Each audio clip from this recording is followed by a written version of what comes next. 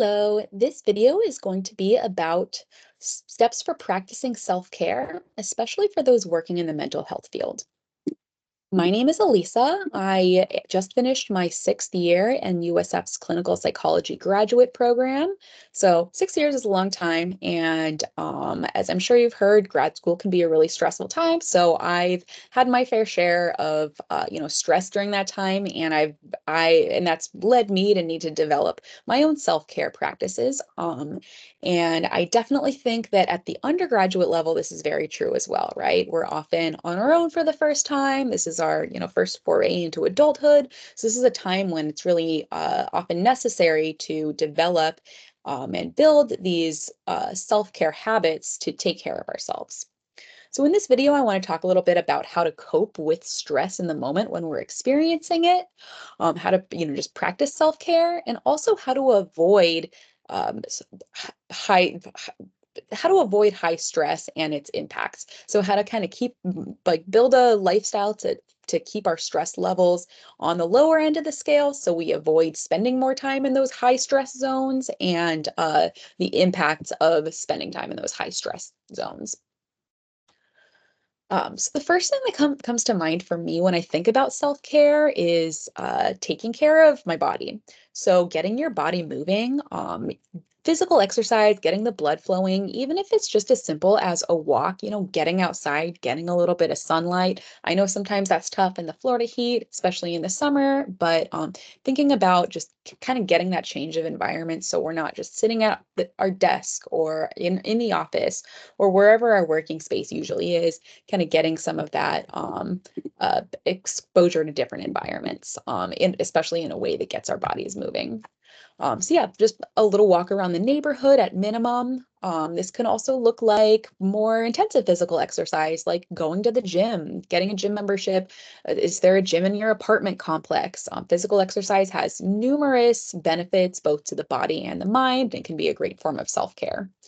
I mean, if you're not a gym person or you don't necessarily like that type of physical exercise, there are often, there are a lot of other options. Yoga, there are yoga studios out there, Pilates studios, and there are also a lot of really awesome ways to just do yoga at home. If you type in like one hour or even 30-minute yoga session, there are some free YouTube videos. And that goes for, other forms of exercise as well.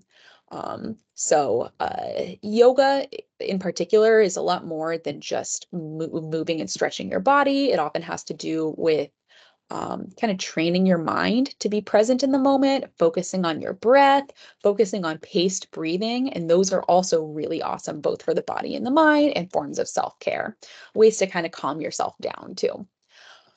That brings me to meditation and mindfulness more broadly.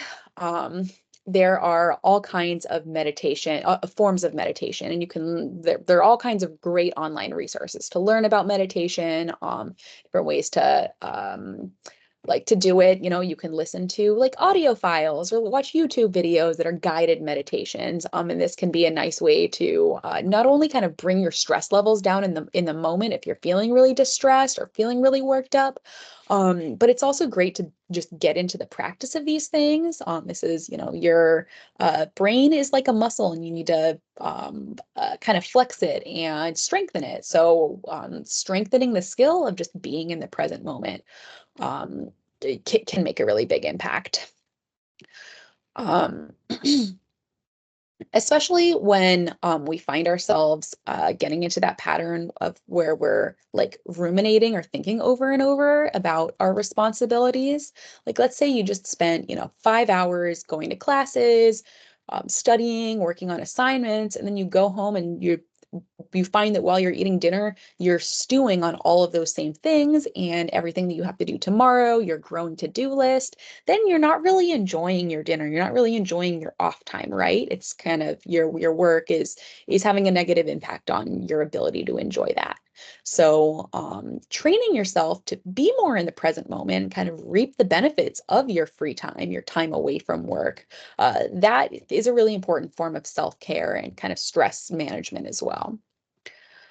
And also just in terms of uh, like structuring your time, setting aside time for fun things and socializing. making sure that you build in that time to, do things that you really enjoy, spend time with friends, have that phone call with a family member, catch up, um, watch a TV show, read, those things. It can be really hard when we're juggling a lot of different responsibilities, especially when we're juggling both school and work. It can feel like, oh, I just have to stick it out. I just simply don't have time to do these things. But oftentimes, if we work, work, work, and we don't give ourselves enough breaks, this can lead to burnout and it can make it a lot harder for us to maintain those levels of productivity over time. So really building in that time for enjoyable tasks, that's really that's an important form of self-care as well. On the flip side, though, also knowing when to say no, and cut back on the fun stuff too. So oftentimes, I think one of the more common causes of stress in college students is sometimes we procrastinate and we push off important tasks, and then we find ourselves in a position where we're having to cram and squeeze in a lot of work at once to make up for that, right? So making sure that we're balancing these things, and I'll talk a little bit more about time management in a bit, but really just thinking about how we can balance the responsibilities that we have with just the other parts of life. In the mental health field in particular, we can deal with some additional challenges, right? Because we're dealing with uh, in our work environments, we can be dealing with some heavy topics, right? Sometimes we're dealing with clients who are difficult to work with. They might just bring up some really heavy topics that might weigh on us as well. So, thinking about having somebody to debrief with, whether this be a coworker, somebody who really understands, what you go through, the work you do on a day-to-day basis, who might understand, like the clients that you're working with or the cases that you're working with. Talk to them, debrief with them. But you can also do this with a loved one without breaking confidentiality by simply limiting the information that you share and focusing on how it impacts you. I had this really difficult client today. They they really didn't feel like I understood their perspective or where they were coming from, and that really made me feel like I wasn't doing enough, or made me feel a little invalidated or insufficient. Kind of talk about how the impact of these things, of these experiences on you, just kind of get it out there and have somebody to talk through that with. Oftentimes we are our own worst critics. So, not only is it helpful for us to kind of get into the habit of, validating ourselves, but sometimes it's really just nice to have that external validation, that reassurance that, hey, you're doing some really difficult work and it makes sense that you're feeling this way. It makes sense that you might be taking some of this stress home with you. That's a really common thing. So just kind of having that somebody to talk to about those things. Um, I'll kind of talk about some resources for this at the end, but also kind of knowing when you might need a higher level of mental health help, right? So if you're going through and like you're noticing that you're like having more stress than usual, like having more difficulty managing your stress, you're experiencing like elevated anxiety or some depression, symptoms of depression, don't be afraid to reach out and seek some therapy. See if you can go to a counselor or a psychologist or some sort of therapist that might be able to help you learn new skills to manage these things. I think the things that I'm going to talk about in the video are things that we can all do, but sometimes it is helpful just to have that higher level of care. It is totally normal for people in the mental health field to seek mental health services themselves. Hmm. So another thing I want to talk about is just monitoring your stress levels. Some of us might often feel really numb or disconnected from our own sense of how stressed we are. If we're always kind of just pushing it down and just persevering, just pushing through it, we might find that that stress can kind of sneak up on us when we're not, like, without realizing it. So getting into the habit of checking in with ourselves and asking, like how am I feeling in my body? Am I carrying any stress in my body? Oftentimes we do carry stress in our bodies, right? We might hunch over, we might tense our muscles. We might hold that stress in our bodies in ways that not only can, make our bodies not feel good in the short term, but could even potentially lead to like long-term damage to our muscles and our posture, things like that. So monitoring how we're feeling in our bodies in terms of stress or distress, and also how we're feeling in our minds or just emotionally, and what we're thinking about, right? What is our thought process? And do I find myself ruminating or thinking over and over about this problem that I'm having at work or this exam that I'm stressed about? Kind of just getting into the habit of checking in with yourself, just kind of thinking, on a scale of 1 to 10, what's my stress level like? How can I keep it, below a 5 or whatever? And also during times of very high stress, know how to calm yourself down and ground yourself. So I'm talking about those moments when you go from like low to just really, really high stress, distress really quickly. Like when you're panicking. Let's say you woke up late and realized that you were 30 minutes late for an important exam. That could lead to that moment of panic, right? And it's those very moments where it's easiest for us to do something impulsive that might make the situation worse, right? In our stressed frenzy. Before we problem solve the situation, we might need to bring our distress level down to a more manageable level so we can think a little bit more clearly, right? So before you hop in the car to make it to that exam as quickly as you can, and potentially get in an accident along the way, take a minute. If you're 30 minutes late, I promise you can take 60 more seconds to take some deep breaths. Maybe focus on your five senses, right? Your sight, sound, smell, touch, and taste. What do I see around me? What can I hear around me? Bring yourself back to the present moment before you jump into problem solving mode. So just kind of knowing how to identify those times of really heightened distress and bring yourself down from it, um, is going to help a lot. That's definitely a form of self-care. Um, and also kind of moving on to ways to avoid high stress and its impact. For all of us, there are going to be times when we have like, greater than average, greater than our usual baseline stress levels. That's almost unavoidable, but we want to avoid spending too much time in those high stress zones, right? So building a lifestyle that's going to allow us to kind of keep our stress levels down. So this is going to entail things like just first taking care of your body, right? Taking care of those basic body needs, like balancing sleep, making sure that you're aiming for, roughly 8 hours of sleep a night. This is going to vary by person, but, trying to build a routine so that you're going to bed at roughly the same time every night, waking up at roughly the same time every day, avoiding situations where you're like burning the candle at both ends, so to speak, where you're staying up really late and having to wake up early. Um, just kind of getting our sleep in check it's going to really reduce our vulnerability to stress. Also balancing eating, making sure that we're nourishing our bodies, eating nutritious meals. We're not skipping breakfast every day, because that's going to make us more vulnerable to, the impacts of stress and make it harder to regulate our emotions, right?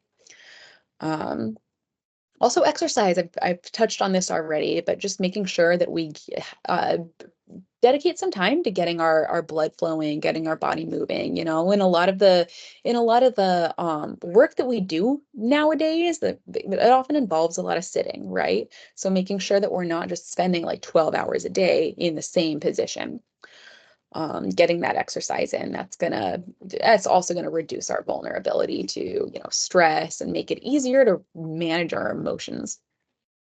Also, dealing with physical illness. I think that as a society, we've gotten a little bit better about this since COVID. I think COVID has kind of reminded us that, it's okay to take sick days, when we're feeling, some symptoms of an illness coming on. It's okay to take a day off, and that's going to make us feel a lot better. That's going to be better for us and also for our clients in the long run, right? Um, kind of checking in with ourselves about like how much water we drink too. If I feel a headache coming on, check in, how much water have I really drank today? Has it all been caffeine, right?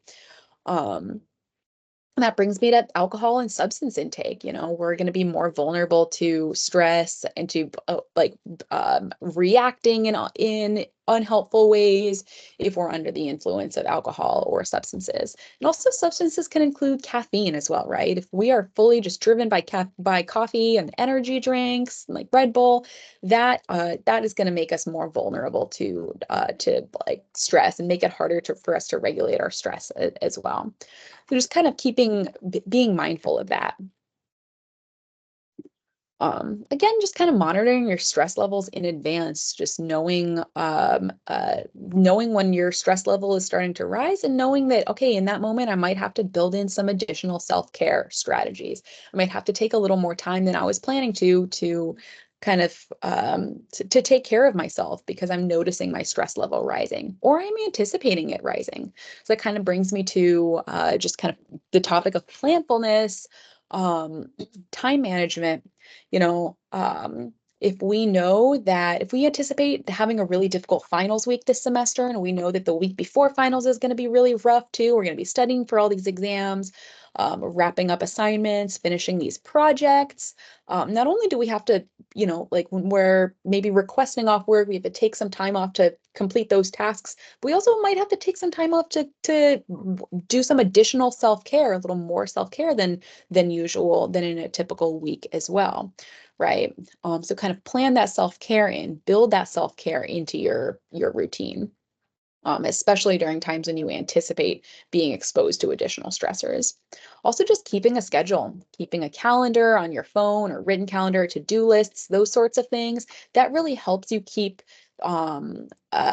just have a good grasp on all of your different responsibilities. It's going to make your life feel a lot less chaotic, and that's a really useful form of self-care, right? Just kind of making sure that you're managing and overseeing all of your different tasks and responsibilities in a more structured manner can go a long way.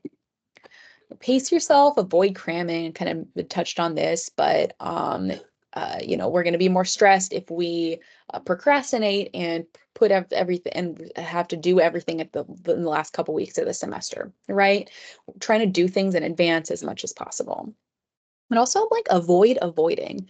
That's a lot of us have these tendencies to avoid, especially when there's something that we're anxious about. We might not feel super competent or super ready to tackle a certain task. If it seems like a really daunting undertaking, those are the very tasks we're most likely to avoid oftentimes, right? So notice when you're avoiding those things and think about how you can make the task easier for yourself.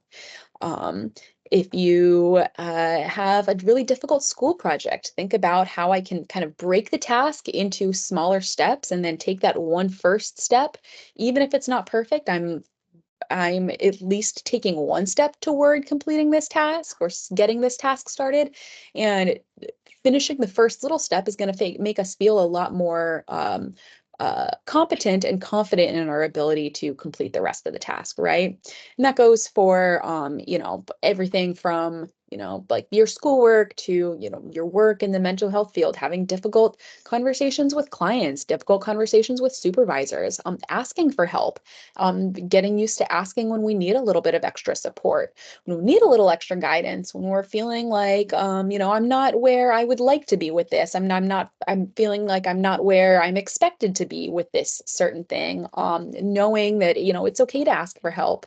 I promise that in almost all cases, your supervisor is going to be more impressed if you're able to kind of admit that you're struggling and that you could use a little bit of extra support with something, compared to if you just try to just push through it and then you find yourself just experiencing burnout, or you're doing it like kind of performing even worse than you otherwise would had you asked for help. So kind of thinking about that as well.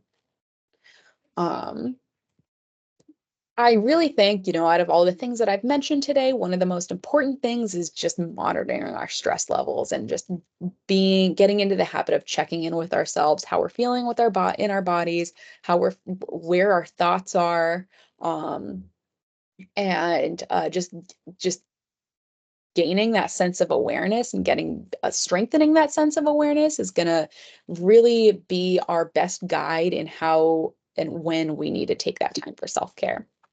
So those are the tips that I have. Again, I want to just mention the usefulness of getting some more formal mental health assistance or services. The USF Counseling Center is a really awesome resource for students that offers, free services for students. You can find information about the USF Counseling Center by just Googling USF Counseling Center. You can set up an appointment. It's definitely a great resource. And that wraps it up. All right. Best of luck, everyone. Have a great rest of your day.